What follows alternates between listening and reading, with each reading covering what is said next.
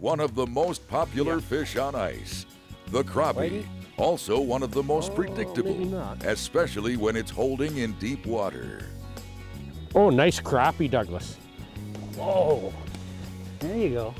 Woo! What happened? The line broke, huh? Yeah, I got that little 1 pound test. Okay, how deep was he? About 24, 25 feet over 36, so 10 feet off bottom. Okay, well, we're started then. Yeah. Get your little jig out of there. Pretty fish, nice fish. You're gonna keep a few for dinner, right? Absolutely. All right.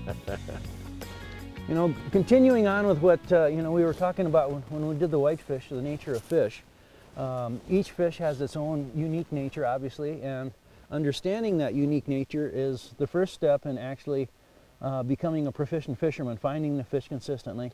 And I mean, there's generalities like, you know, you can talk about, and then you can get really specific. Yes. So with crappies, we've often talked generally in the wintertime, you can have shallow fish up in the weeds, but they're usually scattered. Yeah. You don't have schools of fish. So most of the time when we're on these schools of fish, they've dropped into these basin areas, and by a basin area we're talking about, well, like right here. Yeah, this is a huge lake though, Doug, like we're talking tens of thousands of acres, and they congregate in, and there's something about crappies, unlike lake trout's probably a good example. Lake trout, they might be aggregation, so there'll be 3-4 fish maybe hunt as a pack, and you'll see the same thing with northern sometimes, but crappies, you catch one, you're going to catch a whole pile of them. Right. They just have to mingle, and they just seem to like each other's company. But they seem in the wintertime, even in basins like this, they seem to, again, not migration, but they're always on the move. And with crappies, kind of drifting, not exactly. Literally swimming like the lake trout would, for example. Lake trout, they could be here, you know, right now, and an hour from now, they can be half a mile away, 3/4 of a mile away. Crappies, we know that, you know, they'll move, but they're only going to move a few hundred yards. As soon as I drop her down, Douglas.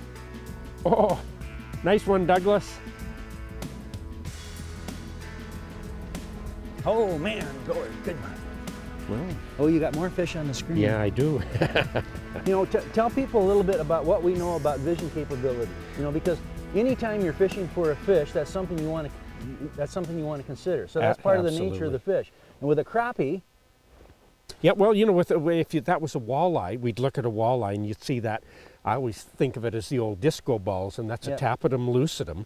And what it is, it's like a million crushed mirrors at the back of a walleye's eye. But you look at a crappie, it doesn't really have that. And while they can see all right at dusk, and I know a lot of folks fish them into the dark, they really are a sight feeder, a daytime feeder, and it's very, very obvious that.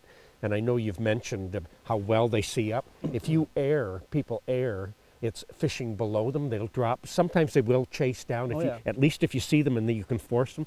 But if you're fishing below them, it's hard to ever get a bunch of crappies to come down to your bait.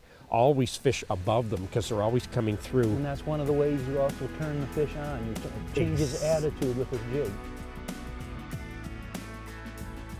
That was a nice one right there, I think.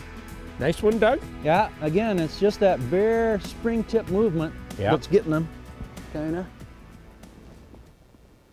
Yeah, that's a nice one. There. Woo! Very nice.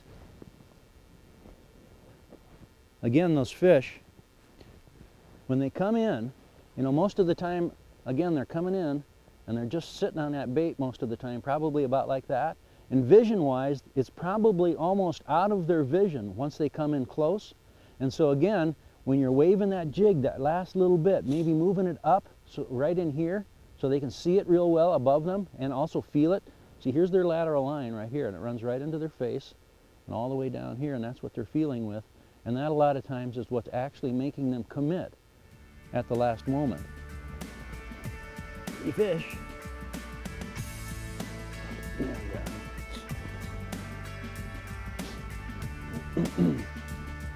He's looking good. Just caught one, Gord. Woo! Oh, Doug, nice. And isn't that nice? Might go 1.25 pounds, 1.5 pounds. I bet. I might exaggerate a little bit. No, that's pretty easy pounding the cord. Yeah, easy. So, you know, we've been talking whitefish. Now we've been talking crappies. Nature of the fish once again. the more you know about the fish species. I mean, this is obvious, but what we tried to do then is do some details relative to each fish to give you an idea what you might want to look into. So